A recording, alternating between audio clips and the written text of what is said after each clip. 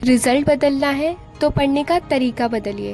आज ही ज्वाइन कीजिए simply Ayurveda, an authentic way to success. Please like, share and subscribe. तो पारद की निरुक्ति की गई तो 5 तरीके से की।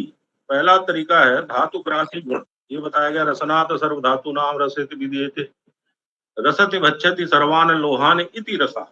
ये रसरत समुच्चय का है। तो रसनात् सर्व धातु नाम, अगर इसके शब्द को देखें जिसमें सारी धातुएं, सारी चीजें जिसमें विलीन हो जाए, वही रस है। और इसका क्रम भी बताया गया है रसरत समुच्चय में। जैसे काष्ठ औषधिया नाग में, नाग भंग में, भंग सुल्भ में, सुल्भ कहते हैं ताम्र को, तो सुल्भ तार में, तार कनक में, कनक लेती है सूतम। और कनक जो होता है, कनक मतलब स्वर्ण, स्वर्ण सूत में विलीन हो जाता है। अगर सोने को, स्वर्ण धातु को अगर पारद में डाल दिया जाए तो उसके कलर को बिल्कुल चेंज कर देगा तुरंत, यानी उसमें वो विलीन हो जाता है। तो पहला गुण हमें बताया गया धातु ग्रासी गुण। दूसरा है श्रेष्ठत्व। ये रस उपरस महारस जितने भी हमारे मिनरल द्रव्यों को बताया गया, जितने भी रसशास्त्र के द्रव्य हैं, उनमें सबसे श्रेष्ठ है, इसलिए इसको रस कहा जाता है। रसो उपरसात्वाति रस इत विधीयते। तो श्रेष्ठत्व गुण भी इन्होंने रसरस समुच्चय ने बता दिया। तीसरा पॉइंट आया द्रवत्व। तो रसत्वात द्रव रूपत्वात रसा। तो पारद एक ऐसी धातु है जो नॉर्मल टेम्परेचर पे लिक्विड होती है। जैसे धातुएं सॉलिड होती है, एक निश्चित टेम्परेचर, एक बॉइलिंग पॉइंट पे जाके वो द्रव रूप में हो सकती है, परंतु पारद जो है वो हमारे नॉर्मल टेम्परेचर पे ये लिक्विड होता है। उत्पत्ति के अनुसार बताया मम देहो रस शिव संभूतम, यानी शिव जी के शरीर से इसकी उत्पत्ति हुई है, तो इसलिए ये श्रेष्ठ है। और पांचवा जो पॉइंट आया रोग नाशत्व गुण। ये जरा मृत्यु नाशन्ते रसते व रसोमता। रस ही ब्रह्मा है। इस रस को प्राप्त कर पुरुषार्थ प्राप्त करने वाला पुरुष आनंद को प्राप्त करता है। यानी रस धातुओं से जरा मृत्यु सब चीजों का नाश कर देती है, इसलिए यह श्रेष्ठ है। तो ये रस की उत्पत्ति बताई गई। तो ये 5 श्लोक आप लोग याद कर लें। और इसमें सबका बताया गया श्रेष्ठत्व वाला कौन सा, द्रवत्व वाला कौन सा, उत्पत्ति वाला कौन सा, रोगनाशक गुण और धातुग्रासी गुण। यानी रसरस समुच्चय है। रस जो रस शब्द की जो निरुक्ति की 5 तरीके से की है। इसके बाद हम लोग देखते हैं रसशास्त्र के ग्रंथकर्ता एवं काल। तो इसमें नागार्जुन का काल 5वीं से 7वीं शताब्दी माना गया। ये पीजी के लिए इंपॉर्टेंट है कि जिसमें हमें याद करना पड़ेगा नागार्जुन का काल कौन सा है। उपजिका तंत्र, रस रत्नाकर, रसेंद्र मंगल। रस रत्नाकर और रसेंद्र मंगल ये दोनों ग्रंथ नागार्जुन रचित रसशास्त्र का सबसे प्राचीन ग्रंथ है। रस रत्नाकर या रसेंद्र मंगल। अगर पूछा जाए सबसे पुराना ग्रंथ कौन सा है रसशास्त्र का, तो रसेंद्र मंगल है, जो 7वीं 8वीं शताब्दी का माना जाता है। फिर नागार्जुन विरचित कच्छपुट का खंड भी है इसकी कृति। यानी कच्छपुट शब्द नागार्जुन से जुड़ा हुआ है। पूछा जाता है कच्छपुट क्या है, तो नागार्जुन संबंधित है, किताब का खंड है। फिर नागार्जुन विचरित एक अन्य ग्रंथ है आश्चर्य योग माला, ये भी नागार्जुन ने लिखा है। और भी लोग इसमें आ रहे हैं। नंदी तंत्र है, आचार्य नंदी ने लिखा। रस सिद्ध शास्त्र, धातुवाद शास्त्र, तो ये याद करने वाली चीज है। रस हृदय तंत्र, तंत्र नाम से वास्तविक प्रथम ग्रंथ है। अगर प्रथम ग्रंथ पूछा जाए तंत्र का कौन सा है, तो रस हृदय तंत्र, जिसमें तंत्र शब्द आया, तो ये 10वीं शताब्दी का ग्रंथ है। फिर रसायणव है। तो इस ग्रंथ के कर्ता एवं समय के बारे में स्पष्ट उल्लेख नहीं मिलता है, तथापि इस ग्रंथ का समय 12वीं शताब्दी माना जाता है। इसके लेखक हैं भैरवानंद योगी। भैरवानंद योगी ने लिखा। गोरख संहिता, तो इसमें याद करना है क्या, गोरख संहिता गणना 84 शब्दों में हुई है। गोरख संहिता 1,00,000 श्लोक में लिखी गई। इसका वर्णन नवम पटल के अंत में आया है। इस ग्रंथ को 2 भागों में पूर्ण किया। तो गोरख संहिता में 2 है, एक आदि प्रकरण, एक भूत प्रकरण। तो पीजी में पूछ लेते हैं कादि प्रकरण और भूत प्रकरण किस किताब से संबंधित है? गोरस संहिता से। फिर रसेंद्र चूड़ामणि है, इस ग्रंथ का काल 12वीं शताब्दी, इसके रचयिता सोमदेव है। रस प्रकाश, अच्छा रसेंद्र चूड़ामणि जो है वो ये इंपॉर्टेंट है, इसमें रसरस समुच्चय का पूर्व भाग इसी ग्रंथ पे आधारित है। इस ग्रंथ में 16 अध्यायों में पूर्ण है, यानी रसेंद्र चूड़ामणि में 16 अध्याय। और रसरस समुच्चय के दो भाग हैं इसमें, 1 से 11 अध्याय, फिर 12 से 30 अध्याय। तो 1 से 11 अध्याय में रसशास्त्र का वर्णन है और 12 से 30 अध्याय में चिकित्सा प्रकरण है। तो जो पूर्व इन्होंने बताया रसरस समुच्चय, जो रसरस समुच्चय का पूर्व भाग यानी 1 से 11 अध्याय इसी ग्रंथ पे आधारित, यानी यहां से उन्होंने फिर रसरस समुच्चय आ जाता है। ग्रंथ के रचयिता अपने पिता का नाम सिंह गुप्त बताया गया है। अच्छा, रसरस समुच्चय जो है ये 13वीं शताब्दी का ग्रंथ है। इसके लेखक हैं रस भागवत और ये सिंह गुप्त के पुत्र हैं, यानी इनके पिता जो है वो सिंह गुप्त है, उनके पुत्र जो है वो रस भागवत है। स्वयं ग्रंथकर्ता का नाम भागवताचार्य केवल पुष्पिका भाग में मिलता है। पिता एवं पुत्र के नाम समानता कारण अष्टांग हृदय रसरस समुच्चय कर्ता एक होने का भ्रम पैदा होता है। जैसे भागवत हम लोग पढ़ते हैं तो भागवत रस हृदय, अष्टांग हृदय, अष्टांग संग्रह वाला, तो उससे कंफ्यूजन होता है। तो ये वाला अलग है भागवत, वो वाला अलग है। ग्रंथकर्ता को रस भागवत के नाम से कहा गया है। इसका काल 13वीं शताब्दी है और ग्रंथ में 2 खंड है और 30 अध्याय में पूर्ण है। इसमें टोटल अध्याय ये पूछा जाता है कि रसरस समुच्चय में टोटल कितने अध्याय? 30 अध्याय, और इसको 2 खंड में बांट दिया। 2 खंड अभी हमने बताया, 1 से 11 अध्याय और 12 से लेके 30।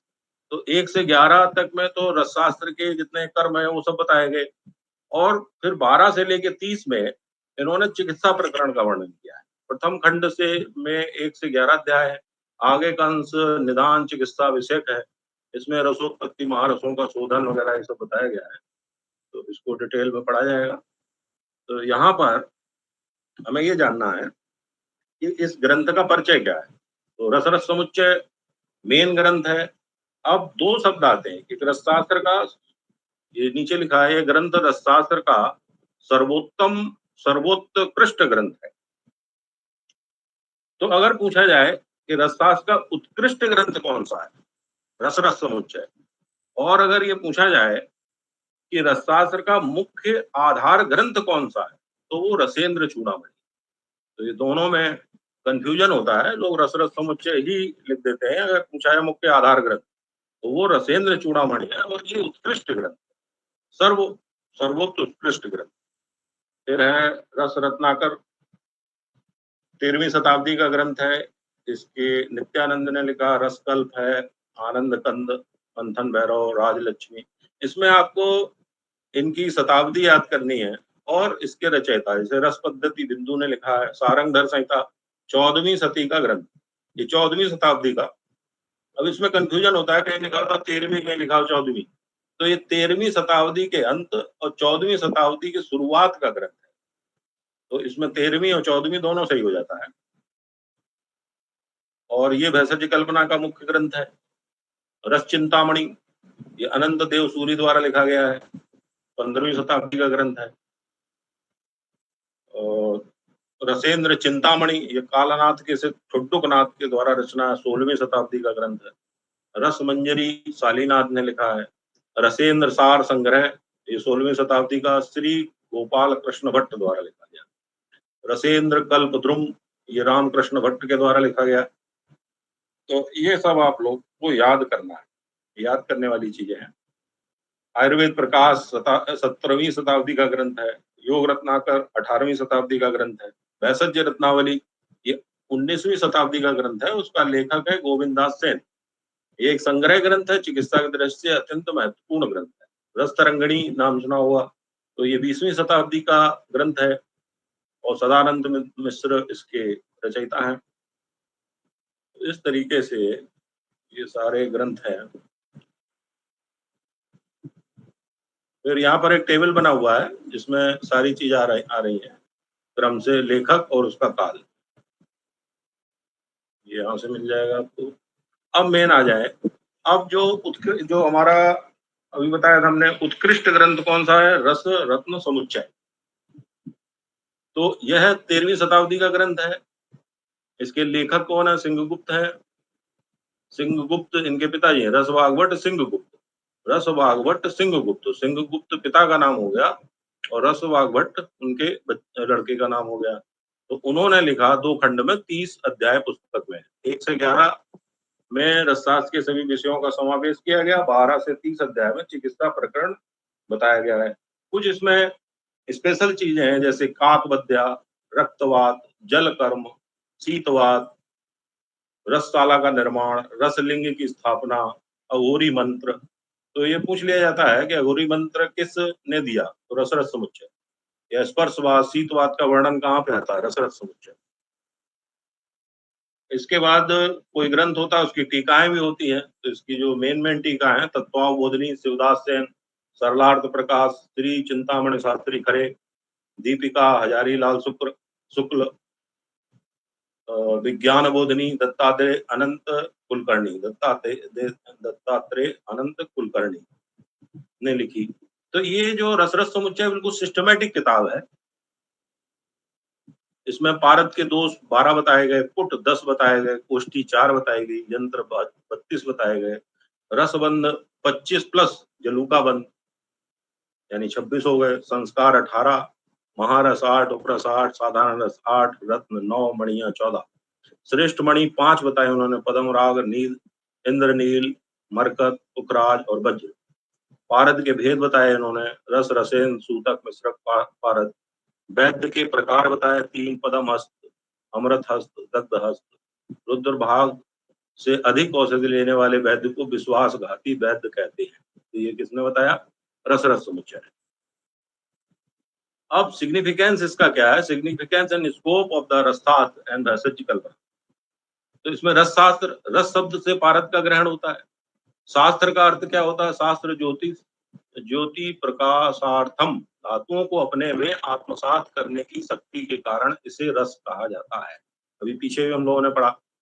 तो पारद को केंद्रित करते हुए जिस शास्त्र की रचना की गई उसे रस शास्त्र कहते हैं। इस प्रकार समस्त प्राणियों का विलय, जिस प्रकार समस्त प्राणियों का विलय किसमें हो जाता है? परमात्मा में हो जाता है। उसी प्रकार समस्त धातुओं का विलय पारद में हो जाता है। और किस क्रम से होता है? तो ये आपको याद रखना है। काष्ठ औषधियां नागो, नागो बंग, बंगो मपि सुलभो, सुलभे, सुलभ कहते हैं ताम्र को, सुलभे तारम, तार कहते हैं रजत को, कनके कनकम च लियते सूते। तो सुलभ तार में यानी रजत में, रजत मतलब चांदी में, इसके बाद फिर चांदी किसमें विलीन हो जाएगी? स्वर्ण में। और स्वर्ण सूत में विलीन हो जाता है। तो काष्ठ औषधियां नाग में, नागभंग में, बंग ताम्र में, ताम्र रजत में, रजत स्वर्ण में, स्वर्ण अंत में पारद में विलीन हो जाता है। तो ये क्रम होता है इसका विलीन होने का। फिर कोई भी शास्त्र होता है उसका प्रयोजन होता है। जैसे आयुर्वेद का प्रयोजन स्वास्थ्य स्वास्थ्य रक्षण, आतुरस्य विकार प्रशमनम च। उसी तरह से रसशास्त्र का प्रयोजन क्या है कि आरोग्यपूर्ण जीवन व्यतीत करते हुए जीवन का परम लक्ष्य, जीवन का परम लक्ष्य क्या है? मोक्ष को प्राप्त करना इस शास्त्र का प्रयोजन है। होता क्या है? भोगों के कारण शरीर नष्ट हो रहा है। तो सीयते इति शरीरम, जिसका निरंतर क्षरण होता रहे उसी को शरीर कहा जाता है। तो भोगों के कारण शरीर नष्ट हो रहा है, अतः यत्न पूर्वक इसकी रक्षा करना चाहिए। मोक्ष तत्व ज्ञान से संभव है। मोक्ष कैसे मिलेगा हमें? तत्व ज्ञान से। अब तत्व ज्ञान किससे मिलेगा? योगाभ्यास से आएगा। और योगाभ्यास के लिए क्या चाहिए? दृढ़ शरीर चाहिए। और दृढ़ शरीर कौन देगा? रस सिद्ध करने से दृढ़ शरीर आपको प्राप्त होगा। जब दृढ़ शरीर आपका होगा तो तत्व ज्ञान प्राप्त होगा। तत्व ज्ञान जब होगा तो मोक्ष प्राप्त होगा। तो ये क्रम बताया गया। इसलिए आरोग्यपूर्ण जीवन व्यतीत करते हुए, तो आरोग्यता हमको कौन देगा? रस औषधियां। रस औषधियां हमको आरोग्यता प्रदान करेंगी, हमारे शरीर को दृढ़ करेंगी, जिससे हम योगाभ्यास करके तत्व ज्ञान की प्राप्ति करके मोक्ष को प्राप्त कर सकते हैं। तो नाचा रसशास्त्र केवलम धातुवादार्थ। पहले रसशास्त्र धातुवादार्थ मतलब होता है कि निकृष्ट धातुओं से उत्कृष्ट धातुओं को बनाना, धातुवाद कहलाता है। तो ये व्यापारी लोगों के मतलब का था। तो इसमें चिकित्सा का कोई मतलब नहीं था। वहां निकृष्ट धातुओं से उत्कृष्ट धातु को बना के उससे व्यापार होता था। तो ये बोला गया रसशास्त्र केवल धातुवाद के लिए नहीं है, ये देहवाद के लिए भी है। किंतु देह वेद द्वारा मुक्तिर्देव परम प्रयोजनात्, ये रसेश्वर दर्शन ने बताया कि रसशास्त्र केवल धातुवाद के लिए नहीं है, ये देहवाद के लिए है। और देहवाद क्या, जो रस औषधियों का हमने निर्माण करेंगे, पारद से दो चीजें हम कर सकते हैं, पारद से स्वर्ण बना लिया तो वो हो गया धातुवाद, और पारद से हमने रस औषधि का निर्माण कर लिया तो वो देहवाद के लिए हो गई। और देहवाद जो होगा तभी मुक्ति प्राप्त होगी, मोक्ष प्राप्त होगा, तो वो उसका प्रयोजन है। तो क्योंकि रस देह सिद्धि और लोह सिद्धि दोनों देने वाला होता है। कुछ लोगों का मानना है रसशास्त्र धातुवाद रचित किया गया था, परंतु ये गलत है, इसका प्रयोजन इस बात को स्पष्ट करता है। तो रसशास्त्र दो चीजों के लिए, धातुवादार्थ और देहवेद। यानी धातुवादार्थ आप करेंगे तो पैसा कमाएंगे, और देह वेद करेंगे तो आप लोगों को स्वस्थ करेंगे। फिर है उत्तम औषधि के लक्षण। ये रसेंद्र चूड़ामणि, इसमें इंपॉर्टेंट है किस आचार्य ने ये श्लोक किया। तो रसेंद्र चूड़ामणि के द्वारा लिखा गया, उत्तम औषधि की क्या पहचान होगी? स्वल्पा ही मात्रा विपुला गुणश्चा सद्दो ही दीपन पाचन। जिसकी मात्रा, जिस ड्रग की मात्रा अल्प हो, अच्छे गुण देने वाली हो, दुष्प्रभाव ना करे। तो आइडियल औषधि क्या है? जो आपके शरीर में काम करे और साइड इफेक्ट उत्पन्न ना करे, वही उत्तम औषधि है। अगर औषधि लेने के बाद आप कुछ साइड इफेक्ट्स आ रहे हैं तो वो उत्तम औषधि की श्रेणी में नहीं आती है। यानी कि उसकी मात्रा अल्प हो, आसानी से ली जा सके, अच्छे गुणों को देने वाली हो और दुष्प्रभाव न करे, ये इंपॉर्टेंट है। यानी स्वल्पा ही मात्रा विपुला गुणश्चा सद्दो ही दीपन पाचन, और जिसका दीपन पाचन आसानी से हो जाए। यानी दीपन पाचन का मतलब क्या है? उसका एब्जॉर्प्शन आसानी से हो जाए, और एब्जॉर्प्शन जब आसानी से हो जाएगा तो 100% बायो अवेलेबिलिटी उसमें मिलेगी, जिसके कारण हमें आरोग्यता मिलेगी। यानी एक्शन किससे होता है? बायो अवेलेबिलिटी उसकी कितनी है ड्रग की, तो वो किससे आएगी? दीपन पाचन। मतलब ऐसी औषधि जिसका दीपन पाचन आसानी से हो जाए, वह उत्तम औषधि होती है। ये रसेंद्र चूड़ामणि ने उत्तम औषधि की परिभाषा बताई, स्वल्पा ही मात्रा विपुला गुणश्चा सद्दो ही दीपन पाचन। अब रस औषधियों का क्या महत्व आया? क्या रस औषधियां इस उत्तम औषधि से मेल खाती हैं? तो उसके लिए रससार संग्रह ने एक श्लोक दिया, अल्प मात्रा उपयोगत्वाद। अल्प मात्रा में उपयोगी। तो रस औषधियों की मात्रा रत्ती में होती है 125 mg, 250 mg, 50 mg, 60 mg, इस तरीके से उसकी मात्रा होती है। यानी मात्रा बहुत अल्प होती है। और चूर्ण वगैरह में चले जाएं तो वहां 3 ग्राम, 6 ग्राम, अवले वगैरह में चले जाएं तो 15-20 ग्राम खाएंगे तब मिलेगा। तो ये इसमें रस औषधि की जो मात्रा है, अल्प मात्रा उपयोगत्व, अल्प मात्रा में उपयोगी होती है। तो उत्तम औषधि भी क्या थी? स्वल्पा ही मात्रा, जिसकी मात्रा स्वल्प हो।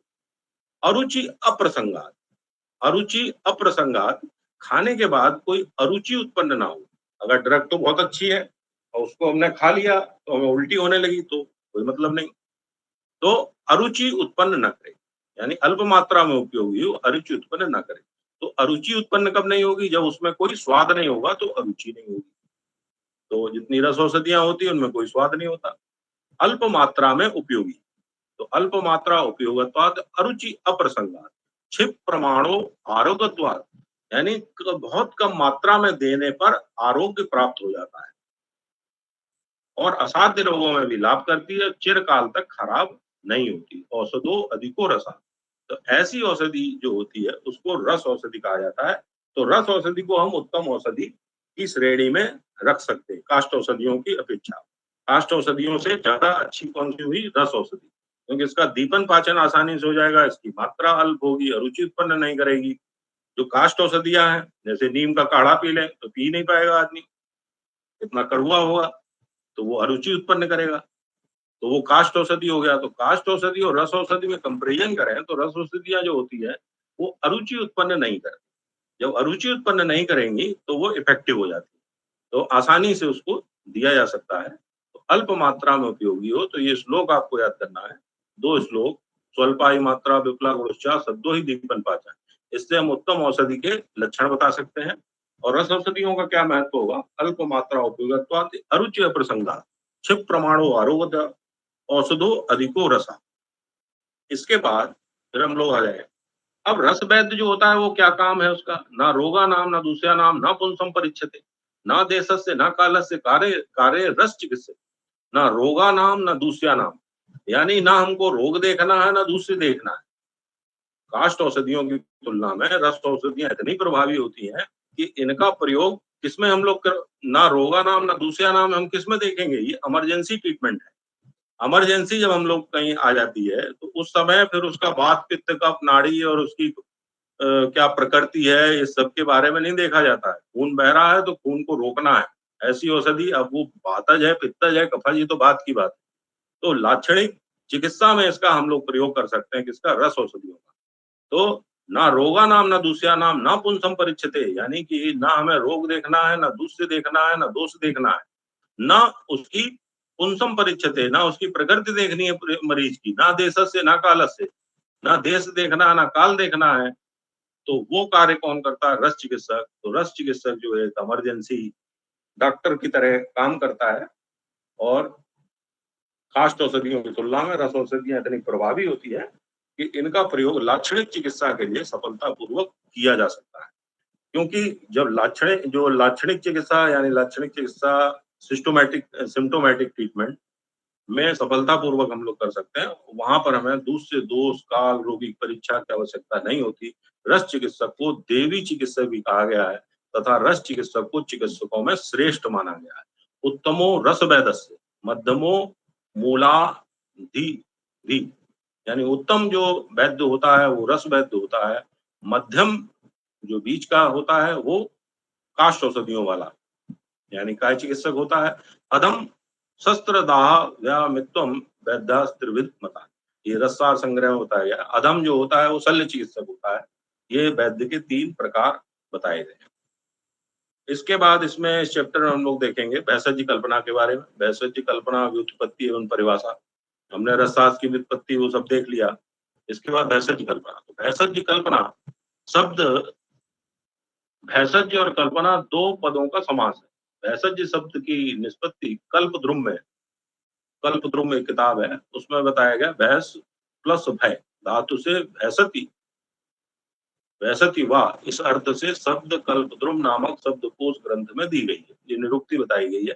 तो वैषम धातु से स्वार्थ से अणु प्रत्यय के द्वारा भैंस शब्द की निष्पत्ति होती है। तो यहाँ पर पीजी में सवाल बन सकता है कि ये भैंस कैसे बनता है? तो वैषम धातु में स्वार्थ में अणु प्रत्यय, अणु प्रत्यय लगा के भय शब्द की निष्पत्ति होती है, जिसका शाब्दिक अर्थ भय उत्पन्न करने वाला होता है। तो भैषज का मतलब हो गया भय, जिसका शाब्दिक अर्थ भय उत्पन्न करने वाला होता है, भैषम। आयुर्वेद में मुख्यतः व्याधि भय को स्वीकार किया गया है। आयुर्वेद में मुख्यतः व्याधि भय को स्वीकार किया गया है। अच्छा, व्याधि भय दिए दिए थे, जो भय को भी व्याधि का कॉज माना गया है। इस भैंस शब्द में भैंसज शब्द की निष्पत्ति होती है। तो ये चीज है। अब भैंसज कल्पना 2 शब्द से मिला है, भैंसज और कल्पना। भैंसम रोग भयम जानती एन इति भैंसजम, यानी जो रोग के भय को दूर कर दे। भैंसज की क्या परिभाषा हो सकती है? जो रोग के भय को दूर कर दे उसी को भैंसज कहते हैं। भैंसम रोग भयम जानती एन भैंसजम। कल्पना क्या है? औषध द्रव्य, जो औषध द्रव्य हमारा है उसको व्याधि शमनार्थ बनाने के लिए जो उसमें संस्कार किए जाते हैं उसे कल्पना कहते हैं, जिससे द्रव्य ग्रहण करने योग्य हो जाता है। अब जैसे मान लीजिए, अब वासा का हमको कोई बनाना है कुछ प्रिपरेशन, तो वासा के पत्र ले आए, यानी वासा औषधि हो गई। वासा औषधि हो गई, उसको व्याधि शमनार्थ बनाने के लिए उसका या तो रस निकालना पड़ेगा या उसका अवलेह बनाना होगा। तो उसमें संस्कार करना पड़ेगा। अगर आप स्वरस निकाल रहे हैं तो संस्कारित करके स्वरस निकलेगा, या उसका अवलेह बना रहे हैं तो संस्कार करके उसका अवलेह बनाएंगे। तो यानी कुछ उसमें आपने प्रिपरेशन बनाई, उसी को हम लोग कहते हैं कल्पना। यानी औसत द्रव्य तो आपका एक हो सकता है, उसकी कल्पनाएं अलग अलग हो सकती है। उसका स्वरस बन सकता है, उसका क्वाथ बन सकता है, उसका हिम बन सकता है, फंड बन सकता है। ये आपको डिसाइड करना है कि उसका हम क्या प्रिपरेशन बनाएं। और प्रिपरेशन बनाते समय में क्या ध्यान रखना है कि औषधि का जो अ, व्याधि शमन करने के लिए जो उसमें पोटेंसी होती है, व्याधि शमन करने के लिए हर औषधि में अपनी एक पोटेंसी होती है, तो उसकी पोटेंसी आपकी उस कल्पना के अंदर आ जाए। अब पोटेंसी नहीं आएगी, अब जैसे मान लीजिए किसी की पोटेंसी अ, अग्नि महाभूत में है, तो अग्नि महाभूत में है तो उसका क्वाथ बनाएँगे तभी वो पोटेंसी आ पाएगी। अगर मान लो उसकी पोटेंसी जल महाभूत में है, किसी भी औषधि की, कोई हम औषधि लेके आए, उसकी पोटेंसी हमने देखा कि जल महाभूत में है, तो उसका स्वरस निकाले, तो वो कामयाब होगा। तो पोटेंसी के आधार पे हम कल्पना बनाते हैं कि हमें जो ड्रग की पोटेंसी किस महाभूत में है या किस फॉर्म में है, तो उसके आधार पे कल्पना निर्धारित की जाती है कि कौन-सी कल्पना होगी। तो बेसिक कल्पनाएँ 5 होती हैं, इसको आगे हम लोग पढ़ेंगे। यहाँ इतना सिर्फ़ शब्दों का अर्थ समझ रहे हैं कि भैषज क्या है, कल्पना क्या है? तो भैषज का मतलब जो रोग के भय को दूर करे, उसको भैषज कहते हैं। भैषम रोग भयम जयंती एनेति भैषजम्। और कल्पना क्या है? औषध द्रव्य को व्याधि शमनार्थ बनाने के लिए जो उसमें संस्कार किए जाते हैं, उसको हम कल्पना कहते हैं, जिससे कि वो ग्रहण करने योग्य हो जाए। अब जब हम लोग भैषज कल्पना की बात करते हैं, तो वहाँ सारंग संहिता का नाम आता है, क्योंकि भैषज कल्पना का आधारभूत ग्रंथ जो है, वो सारंगधर संहिता है, जिसके लेखक सारंगधर मिश्र हैं और जिसका काल 13वीं शताब्दी के अंत में और 14वीं शताब्दी का शुरुआत का है। और इस किताब में 32 चैप्टर हैं, अध्याय 32 हैं, खंड इसमें 3 है। खंड के नाम है पूर्व खंड, मध्य खंड और उत्तर खंड। पूर्व खंड में 7 अध्याय हैं और मध्यम खंड में 12 अध्याय हैं, उत्तर खंड में 13 अध्याय हैं। अब पूर्व खंड में परिभाषा प्रकरण वगैरह है 7 अध्यायों में, और मध्यम खंड में डोजेस फॉर्म इसके बताए गए हैं, यानी उसकी कल्पना क्या-क्या हो सकती है, पंचकषाय कल्पना वगैरह, जो उसके डोजेस फॉर्म, यानी पहला जो पूर्व खंड डेफिनिशन का है, दूसरा है उसके डोजेस फॉर्म का, और तीसरा जो है it is devoted to the concept of Panchakarma चिकित्सा एक्सप्लेन इन 13 चैप्टर। उत्तर खंड में इन्होंने कुछ पंचकर्म के बारे में भी बताया है। और इसकी टीकाकार कौन से? आयुर्वेद दीपिका, रुद्र भट्ट, दीपिका अड्डमल और गूढ़ार्थ संदीपन काशीराम, 3 टीकाएं हैं। तो टीका और टीकाकार का नाम ये याद करना है। आयुर्वेद दीपिका रुद्र भट्ट ने लिखा, दीपिका अड्डमल ने, गूढ़ार्थ संदीपन काशीराम। फिर इसके बाद रसेश्वर दर्शन, ये दर्शन माधव के द्वारा दिया गया। रसशास्त्र का विकास है, ये पहले पढ़ चुके हैं हम लोग अभी। नाचा रसशास्त्र केवलम धातुवादार्थ मतम कित्तु देहवेद, मतलब जो रसशास्त्र है केवल धातुवाद के लिए नहीं है, ये देहवाद से के लिए भी होता है, पहले पढ़ चुके हैं रसेश्वर दर्शन। इसके बाद इसमें इस अध्याय में बताया गया है रसशाला की अवधारणा की गई, रस मंडप और भैज्याकार, मतलब रसशाला हम लोग कैसे निर्माण करेंगे। तो रसशाला बनाने के लिए हम लोग सबसे पहले स्थान का निर्धारण करेंगे। ये अकॉर्डिंग टू रसरस समुच्चय है कि किस स्थान पर हम रसशाला का निर्माण करें। तो रसशाला का निर्माण सर्व विघ्न बाधाओं से रहित और सर्व वनस्पति एवं औषधि प्राप्त हो जाएं, ऐसी जगह पर हम फार्मेसी को स्थापित करें जहाँ के आसपास हमें औषधियां भी मिल जाएं, और पास में कुएं वगैरह हो, कुआं मनोहर प्रदेश को चुनकर उसके यक्ष दिशा में, ये इंपॉर्टेंट है, ये पीजी का क्वेश्चन है कि रसशाला को हम किस दिशा में स्थापित करें। तो रसशाला का जो दिशा है, यक्ष, त्रियक्ष, सहस्त्राक्ष, ये जो लाल हो रखा है, ये आपको याद रखना है। यक्ष, त्रियक्ष,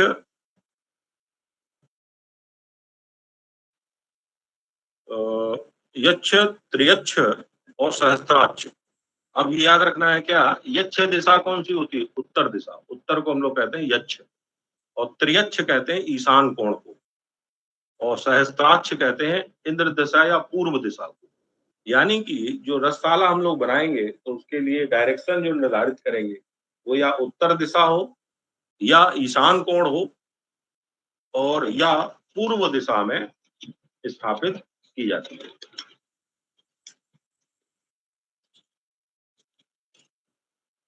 रसशाला का, अब ईशान कोण जो दिशाएं जो होती है 8 प्रकार की होती है।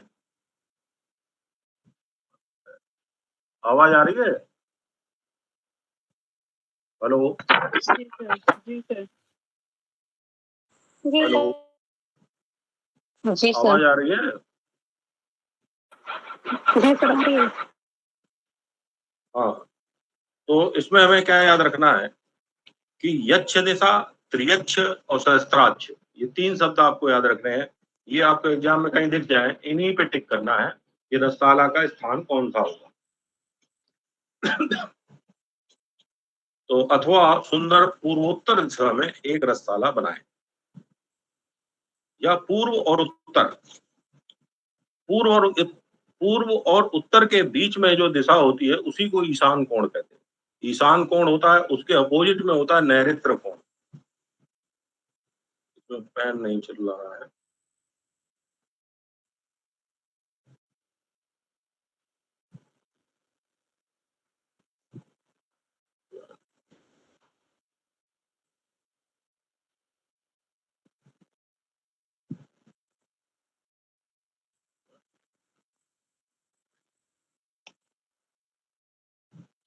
तो पूर्व, उत्तर और पूर्व के बीच में जो कोण होता है उसको ईशान कोण कहते हैं, और उत्तर और पश्चिम के बीच में जो कोण होता है उसको वायव्य कोण कहते हैं, और पश्चिम और दक्षिण के बीच में जो कोण होता है उसको नैऋत्य कोण कहते हैं, और दक्षिण और पूर्व के बीच में जो कोण होता है उसको आग्नेय कोण कहते हैं।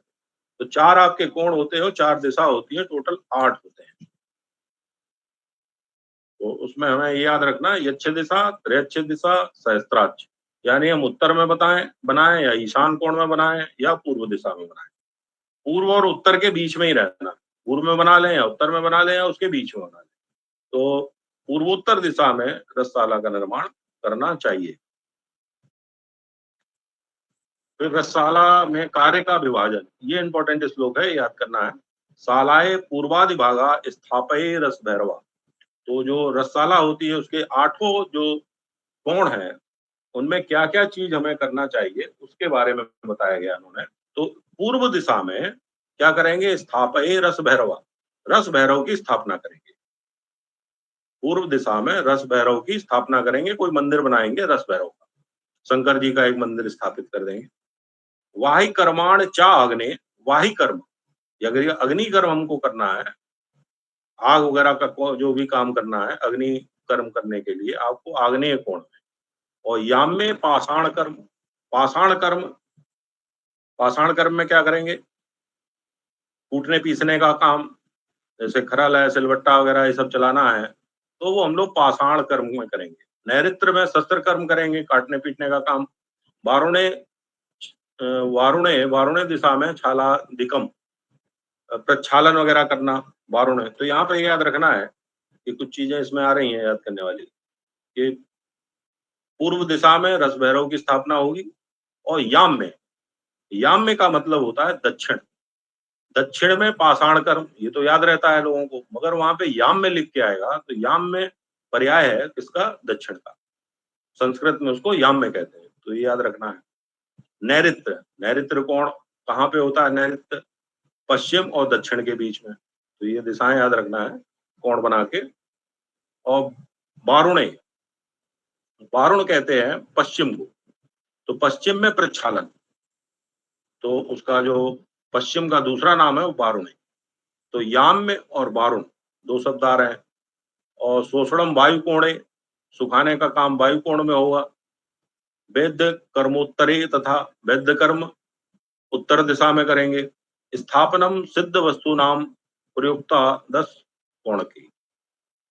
और इसके बाद जो सिद्ध औषधियां हमने रख दी वो कहाँ पे, ईशान कोण में रखेंगे। यहाँ नीचे लिखा हुआ है पूर्व दिशा में रस भैरव की स्थापना, पश्चिम दिशा में प्रक्षालन, उत्तर दिशा में, पश्चिम दिशा को क्या कहते हैं, वारुण, और उत्तर दिशा में वैद्य कर्म, दक्षिण में पाषाण कर्म, और आग्नेय अग्नि कर्म हो गया सीधा सीधा, नैऋत्य में हो गया शस्त्र कर्म हो गया, वायु में शोषण हो गया, ईशान में सिद्ध औषधि तैयार उत्पाद का स्थान।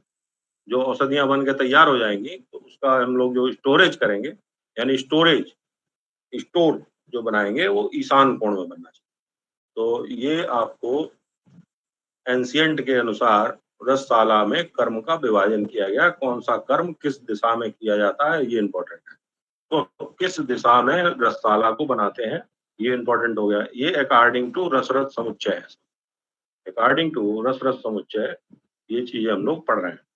इसके बाद रसशाला में संग्रहण उपकरणानि, रसशाला में कौन कौन से उपकरण हम संग्रहित करेंगे। तो उक्त रसशाला में पारद की सिद्धि में काम आने वाले विभिन्न पदार्थों का संग्रह करना चाहिए। रस उपरसों के तत्व पातनार्थ विभिन्न प्रकार की कोष्ठी, अंगीठी जिसको कहते हैं, सुंदर मुख वाली झरात कोष्ठी। अब यहाँ पूछ लेते हैं झरात कोष्ठी क्या है, तो जिसमें ऐसी अंगीठी जिसमें तमाम छिद्र होते हैं उसको कहते हैं झरत कोष्ठ। तो भूमि में बनी हुई अंगीठी, चलायमान कोष्ठी, अनेक प्रकार का अनेक स्थलों में जल भरने के लिए द्रोणी, टब वगैरह, दो धोकनी, दो नली, ये इंपॉर्टेंट है। दो नली आपके पास फूकनी टाइप की होनी चाहिए, और ये दो कैसी होंगी, एक बांस की और एक लोहे की। अब ये पूछ ले आपके संग्रहण करने के लिए दो नली आपने रखी है, वो किस की बनी हुई है, एक बांस की बनी है, एक लोहे की। इस प्रकार स्वर्ण, लोह, कांस्य, ताम्र, धातु और पत्थर के चमड़े की बनी हुई थाली, तो ये सब चीजें, छैनी, हथौड़ा, ये सब चीजें आपको रखना होता है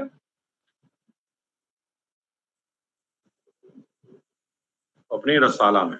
तो इम्पोर्टेंट था यहाँ पर दो नली, जो युगल तदा नलिके वंश लोहेयो, यानी एक बांस की और दूसरी लोहे की होनी चाहिए।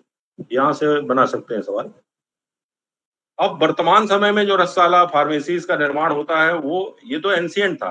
अब वर्तमान समय में जो हम लोग करते हैं वो ड्रग एंड कॉस्मेटिक एक्ट के अनुसार जीएमपी प्रमाण पत्र प्राप्त करके, ड्रग एंड कॉस्मेटिक एक्ट आगे चल के हम लोग पढ़ेंगे। ड्रग एंड कॉस्मेटिक एक्ट में एक जीएमपी होता है, तो जीएमपी जब प्रमाण पत्र मिल जाता है तो शेड्यूल टी के अंतर्गत रसशाला का निर्माण करते हैं। तो उसमें कुछ शेड्यूल होते हैं ड्रग एंड कॉस्मेटिक एक्ट में, तो शेड्यूल टी के अंतर्गत रसशाला का निर्माण किया जाता है। और फॉर्म 26E1 प्रमाण पत्र लाइसेंस, जो फार्मेसी का लाइसेंस होता है वो होता है फॉर्म 26E1। लाइसेंस मिलने के बाद ही रस औषधियों का निर्माण किया जा सकता है। रस कर्म योग्य वैद्य, रस कर्म करने के लिए योग्यता क्या वैद्य की होगी, तो उक्त रसशाला में अनेक वैद्यों की भी नियुक्ति होनी चाहिए, जो कुछ पारद पर विचार करते हो और कुछ वनस्पतियों के गुणों और कार्यों का अन्वेषण करते हो, तथा उन्हें सर्व देशों की भाषा का ज्ञान हो, कुछ वार्तिक परिभाषा के जानकार हो, जो प्रत्येक समय परिभाषा के विषय में विचार करते हो। ऐसे वैद्य ही रसशाला में नियुक्त होने चाहिए। रस परिचारक का जो उसके अटेंडेंट्स होते हैं उनमें क्या क्वालिटी होना चाहिए। रसशाला में जो परिचारक सेवक रखे जाएं वो उद्यमी, स्वच्छ, पवित्र और सदाचारी, सूरवीर और बलवान होने चाहिए। रस कर्म योग्य वैद्य के लक्षण क्या होंगे। रसशाला में रस साधन कार्य में नियुक्त वैद्य धर्म से तत्पर, सत्यपरायण, विद्वान, शिव एवं विष्णु का सेवक होना चाहिए। रस कर्म में नियुक्त वैद्य दयावान और पदम हस्त, यानी पदम हस्त जो वैद्य होता है वो श्रेष्ठ होता है, तो वो पदम हस्त वैद्य होना चाहिए। हाथ के तलवे कमलवत रक्त हो, अथवा जिसके हाथ में कमल का चिन्ह हो, ऐसा वैद्य जो होता है उसको हमें अपॉइंट करना होता है। पदम हस्त वैद्य के लक्षण क्या होते हैं। जिस वैद्य के हस्त तल में ध्वजा, कलश, कमल, मछली अथवा धनुष, इनमें से अधिकों के चिन्ह हों, और जिसके हस्ततल में अनामिका अंगुली के मूल तथा ऊर्ध रेखा पहुंची हो, वह अमृत हस्त, पदम हस्त या पीयूष पाणी कहलाता है। ऐसे मनुष्य के हाथ से ही रस सिद्धि होती है। वर्जनीय वैद्य, कौन सा वर्जनीय वैद्य होगा। अन्य देशीय अथवा मलेच्छ देशी या अशिक्षित, निर्दयी, लोभी, गुरु इच्छा रहित, कृष्ण रेखाओं से युक्त हस्त तल वाले वैद्य को दग्ध हस्त कहते हैं। तो दग्ध हस्त वाला जो होता है वो वर्जनीय है। ये रस कर्म अथवा चिकित्सा कर्म में निषिद्ध माना जाता है। तो भैषज नियोज्य पुरुष लक्षण, रसकर्म में तो अनेक विध औषधियों के संग्रह करने से ऐसे मनुष्य नियुक्त करने चाहिए जो प्रत्येक औषधि का हर एक भाषा में नाम जानते हो।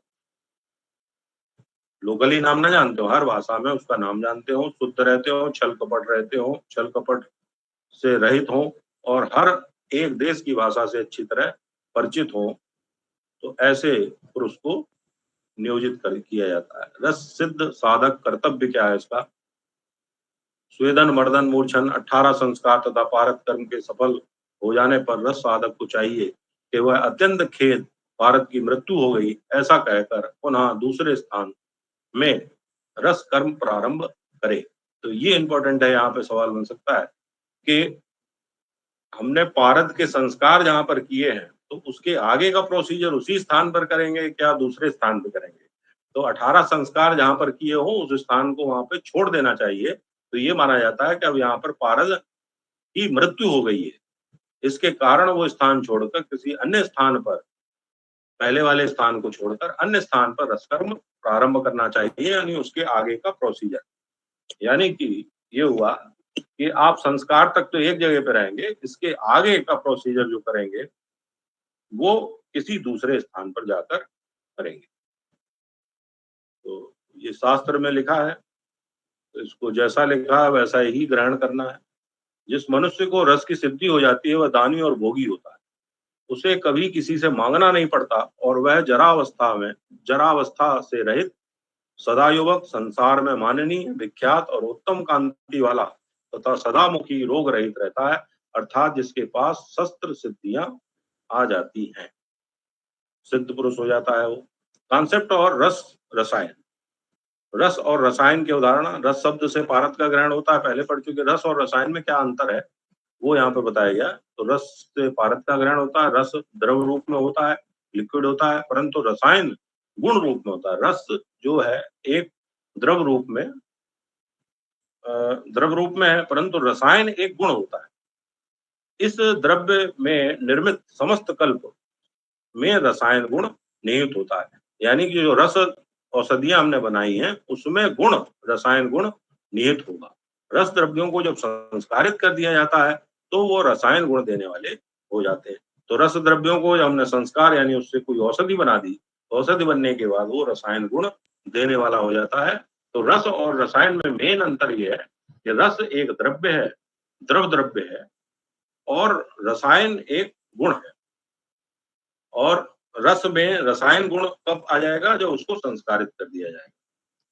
तो यद जरा व्याधि नाशिनी वैसम तद रसायनम। तो जब उसको सिद्ध कर दिया जाएगा रस को, तो वो व्याधि और जरा का विध्वंस करने वाला बन जाएगा। रसनाथ सर धातु नाम रस विद्यते। जो जरा एवं व्याधि को नष्ट करे उसे रसायन कहते हैं। और रस में वह गुण संस्कार के बाद आता है। रस में वह गुण कब आता है? जब संस्कार हो जाता है। फिर है recent development in Ayurvedic pharmaceutical. तो modern era can be taken up as the 19th to 20th century. Modern period has seen real boom in a field of Ayurvedic pharmaceutical. The whole world is looking at the product of the Ayurveda and trust and curiosity. तो सारा जो विश्व है वो अब आयुर्वेद में संभावना खोजने की कोशिश कर रहा है, उसकी तरफ देख रहा है। So in a older day, Vaidya of the Ayurveda used to instead prepare the medicine required in a smaller quantity for the particular patient, or to, but that does not remain a mainline practice now. Even increased urbanization and more dependency on the ready-made preparation has amplified to demand of Ayurveda product in many fold. पहले क्या थे? वैद्य 2-4-5 रोगियों की दवाइयां बनाते थे। जब 2-3 रोगी इकट्ठे हो गए तो उनकी दवाई बना दी, उनको दे दिया। मगर अब जैसे जैसे इसका आगे बढ़ा और इसकी तरफ लोगों का रुझान बढ़ा तो फार्मेसीज इसके आने लगी, तो आपको रेडीमेड औषधियां प्रिपेयर मार्केट में मिलना शुरू हो गई। पहले जो थे वो वैद्य दवाइयां बनाते थे तब वो प्रैक्टिस करते थे। अब जो फार्मेसीज हैं उन दवाइयों को बनाने लगी, तो जिससे कि चिकित्सा करना आसान हो गया। तो ये किसके कारण हुआ? क्योंकि आयुर्वेद का रुझान लोगों की तरफ बढ़ा। तो जब किसी की तरफ रुझान बढ़ेगा तो लोग उस फील्ड में उतरेंगे जहाँ पे कुछ संभावना होगी। Innumerable number of minor and mitered companies has stepped in the preparation of Ayurvedic product in this modern time period. अब एक से एक अच्छी कंपनियां आयुर्वेदिक प्रोडक्ट में बनाने के लिए फील्ड में आ गई। There are significant advancement in the manufacturing unit of the present day. तो उन्होंने नए नए तरीके अपनाए, किसी तरीके से आपको इजीली बनाया जा सकता है, मगर जो शास्त्रोक्त चीजें हैं वो अलग हैं, और जो फार्मेसीज में बन के आता है वो अलग है, क्योंकि उसके संस्कार अलग हैं, और शास्त्रोक्त बनाते हैं तो उसके संस्कार अलग हैं, और संस्कार से ही ड्रग में पोटेंसी आती है। तो यही कारण, मतलब आयुर्वेद की दवाइयाँ जो इफेक्टिव नहीं होती, उसका कारण ही वही है कि कंपनीज आके उन्होंने अपने नए-नए टेक्नोलॉजी के द्वारा भस्म बनाना शुरू कर दिया, उसका शॉर्टकट ढूँढना शुरू कर दिया। जब शॉर्टकट ढूँढेंगे तो फिर वो चीज़ नहीं आएगी। The standardization is required to, अब कंपनियों के ऊपर स्टैंडर्डाइजेशन लगाया गया to rule out the state of the uncertainty about the identification and use of raw drug, the combat adulteration and protect manufacturing physician and consumer, the frame of the best method of preparation to be followed and being uniformity in all the finished product to combat the toxicity। तो ये चीज standardisation है। Standardisation में आपको raw drug का standardisation होगा कि वही ड्रग है कि नहीं, कि मालूम पड़ा कि दूसरी चीज मिलाई जा रही है और कोई उसमें मिलावट चीज तो नहीं हो रही है। तो ये सब चीजें इसमें होती हैं, वही चीजें जीएमपी वगैरह, good manufacturing practice rule out करती है उन चीजों को। तो अब जो रस औषधियाँ, औषधि कितने प्रकार की होती है? औषध 2 प्रकार के औषधि जो है वो 3 प्रकार की हो सकती है रसशास्त्र के अनुसार। कुछ मिनरल होती है, कुछ हर्बो मिनरल होती है, कुछ हर्ब होती है, यानी herbal drugs, mineral drugs, हर्बो mineral drugs. जो मिनरल ड्रग्स होंगी वो प्योर रस औषधियाँ होंगी, और हर्बो मिनरल में कुछ हर्ब्स मिले होंगे, जैसे आरोग्य वर्धनी बटी, उसमें भस्म भी है और काष्ठ औषधियाँ भी है, तो उनको हम लोग कहेंगे हर्बो मिनरल। और हर्ब जो मान लो सीतोपलादी चूर्ण है, तालिसादी चूर्ण है, ये प्योर हर्ब है।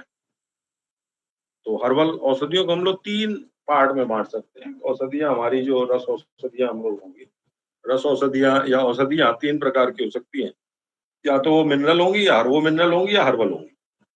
अब जो रस औषधियाँ यानी मिनरल ड्रग्स जो होंगी वो 4 प्रकार की होंगी। मिनरल ड्रग्स, हर्बो मिनरल नहीं, मिनरल ड्रग्स 4 प्रकार की होंगी। तो वो होंगी खरली, कुपीपक, परपटी और पोटली रसायन। तो ये सब चीजें आगे आएंगी। ये आज हम लोगों ने इंट्रोडक्शन थोड़ा सा देखा। इसके बाद सेकंड चैप्टर में जब हम लोग जाएंगे तो वहां पे परिभाषा पढ़ेंगे। ये थोड़ा सा इंट्रोडक्शन था पहले चैप्टर का, और इसमें हमारे जो पॉइंट्स हैं वो सारे कवर हो रहे हैं। रसमंडप, भैंसजागार, रसवा, भैंसज कल्पना, कॉन्सेप्ट और रसशाला, ये सब बताया मैंने। जो दूसरा चैप्टर इंपॉर्टेंट है, परिभाषा प्रकरण, यहाँ से हम लोग स्टार्ट करेंगे, और जो वर्ड्स रसशास्त्र में यूज होंगे वो सारे इसमें परिभाषा प्रकरण में आएंगे, टर्मिनोलॉजी हम लोग देखेंगे। तो सेकंड चैप्टर, आज फर्स्ट चैप्टर हुआ है, अब नेक्स्ट डे हम लोग देखेंगे सेकंड चैप्टर में। अब जितना पढ़ाया जाए, ये तुम्हारे पास वो आ गया, स्क्रीनशॉट वगैरह ले लिया? हेलो सर पीडीएफ सेंड कर दीजिए। पीडीएफ सेंड कर देंगे, मगर ये आपको याद होना चाहिए, ये आपको याद करना है, तब तो फिर आगे हम देंगे पीडीएफ, नहीं तो नहीं देंगे। ये चैप्टर समझ में आया? ये चैप्टर समझ में आया? जिसको समझ में ना आया हो, जो इसमें, क्योंकि इसमें कई सारी चीजें याद करने वाली हैं, कि जो किताबों के नाम हैं, उनके काल हैं, ये आपको याद करने होंगे। ये याद करेंगे, आपसे पूछा जाएगा, आप बताएंगे कि ये आपको, तो 2-4 दिन में इसको आप याद करिए। ये रसेश्वर दर्शन, माधवाचार्य, 14वीं शताब्दी। एक बाद में हमने इसमें ये भी बना दिया है, चार्ट है, तो चार्ट में चीजें क्लियर हैं। बाकी कौन सी किताब है, मेन रसरस समुच्चय, इसमें कितना चैप्टर है, कितना खंड है, कितना उसका कौन टीकाकार है, क्या उसकी स्पेशलिटी है, तो ये सब चीजें आप लोग करेंगे।